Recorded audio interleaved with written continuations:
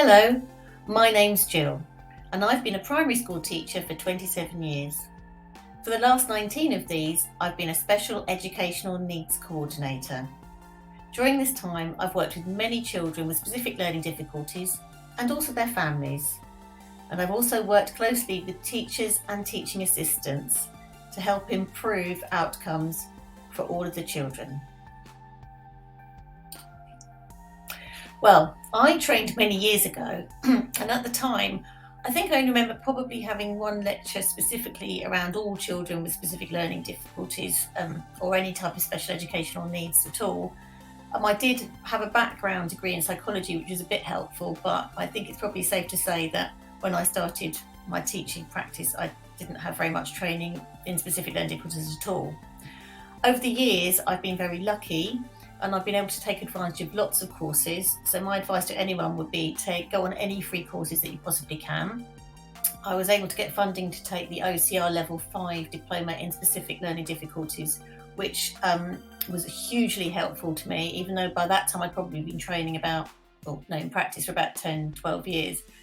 That course was really good and really opened my eyes to different ways of teaching. I was also able to go on lots of training for different sorts of interventions, which was provided by the Hertfordshire Specific Learning Difficulty Outreach Team at the time.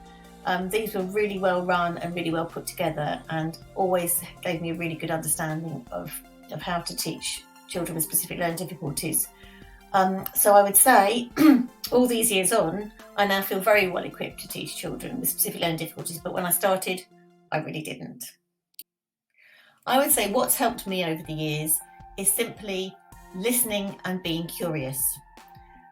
Asking somebody what they find tricky in their learning has been one of the most powerful and simplest ways of improving my practice. All individuals with specific learning difficulties have different ways of getting information to stick in their heads. So asking somebody what they find tricky and then working with them to find out how they learn best, for me, has been a very powerful way forward.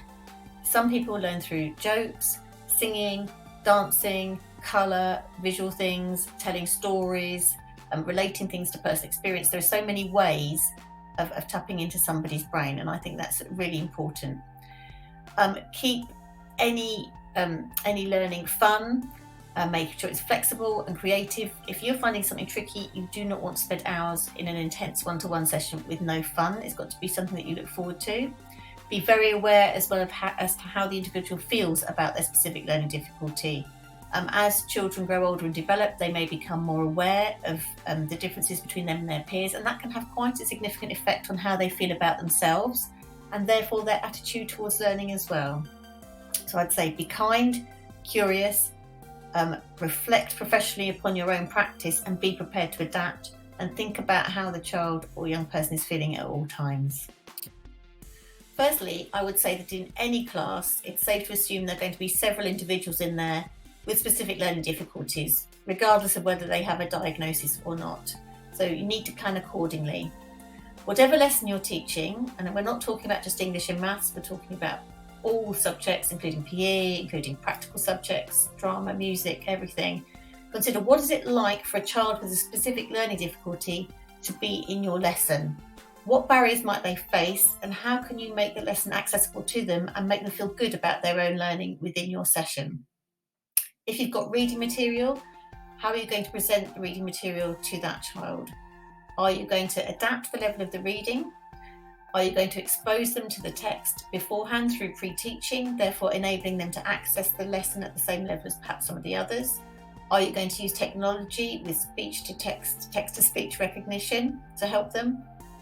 How are you going to enable them to access reading? And if you're going to ask them to read aloud, how are you going to prepare somebody for that so they don't feel uncomfortable and feel safe and relaxed to take part? Perhaps they could practice what they're going to read aloud beforehand, or at least have some sort of warning. In your delivery, are you speaking too fast? Do you need to cut down the number of words or even text for that matter that you're presenting to individuals?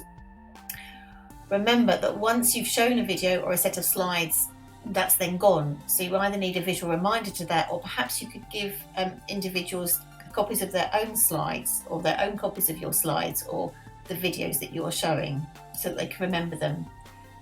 How are you going to get over any hurdles with writing? Again, are you going to use technology? How are you going to help them to organise their ideas? How are you going to get through that through models?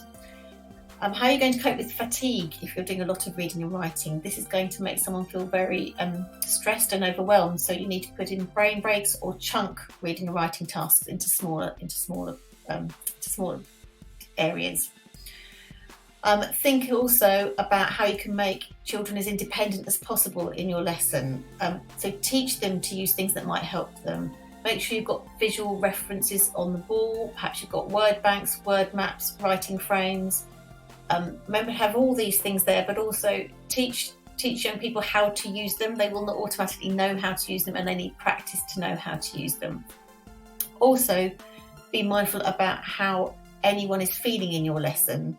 So be aware of what somebody might be feeling uncomfortable or what they might find challenging, but also take opportunities to celebrate any strengths, so that the child feels comfortable and safe to learn within your lesson.